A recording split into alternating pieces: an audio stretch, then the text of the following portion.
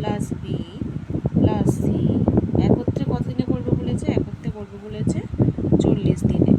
আর B plus C কত দিনে করবে? 72 দিনে। এবার আমরা কি করব? এই 40 আর 72-এর এলসিএম করব। 40 আর 72-এর এলসিএম করব। তাহলে আমি কত দিয়ে কাটলাম? 8, 5, 9। তাহলে এলসিএম কত হবে? 8 দিয়ে হবে 360। 360 হলো। তাহলে 360 যেহেতু এলসিএম হলো, এটা হলো টাইম, এদের সময়। তাহলে এখানে ওর কর্মক্ষমতা হবে, কর্মক্ষমতা মানে এফিসিয়েন্সি, ইংলিশে কী বলে? এফিসিয়েন্সি। তাহলে কী হবে? এফিসিয়েন্সি কত হবে? এফিসিয়েন্সি কী করে বের করতে হয়? আমাদের যেটা কি মোট কাজ, এটা কি মোট কাজ। মোট কাজকে যখন আমরা সময় দিয়ে, তাহলে তো কর্মদক্ষতা সমান কি? কর্মদক্ষতা সমান মোট কাজ বাই সময়। তাহলে এখানে মোট কাজ কত? 360 আর সময় কত? 40। তাহলে এদের কর্মদক্ষতা এ প্লাস বি প্লাস সি এর কর্মদক্ষতা কত হবে? 9 ইউনিট। তাহলে বি এবং সি এর কর্মদক্ষতা কত হবে? 5 ইউনিট। ঠিক আছে। এবার কি বলেছে যে এখানে আরেকটা ইনফরমেশন দিয়েছে, বি এ এর চেয়ে 50% বেশি দক্ষ। তাহলে বি এ যদি, তাহলে এখানে বি প্লাস সি কত? বি প্লাস সি এর কর্মদক্ষতা কত? 5। তাহলে এর কত হবে?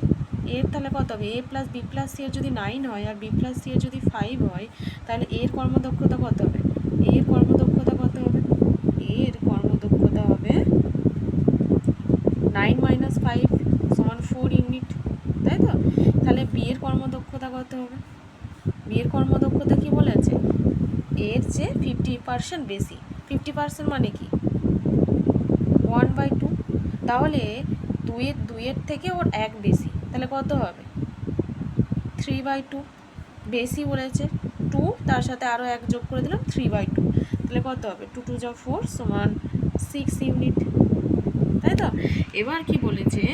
এবার বলেছে যে ওরা 16 দিন কাজ করেছিল, এ বি সি তিনজন মিলে কাজ করেছে 16 দিন। তাহলে এবিসি এফিসিয়েন্সি কত? টোটাল কত ছিল? 9। তাহলে 16 দিন কাজ করলে কি হয়? আমরা কি জানি? মোট কাজ সমান কি? মোট কাজ সমান কি? যে সময় ইন্টু কর্মদক্ষতা। মোট কাজ সমান সময় ইন্টু কর্মদক্ষতা। তাহলে মোট কাজ ওরা কত করেছে? সময় কত? 16 দিন কাজ করেছে। টোটাল কর্মদক্ষতা কত এদের? 9 ইউনিট। তাহলে কত ইউনিট কাজ করেছে? 144 ইউনিট। তাহলে রিমেনিং কত থাকবে?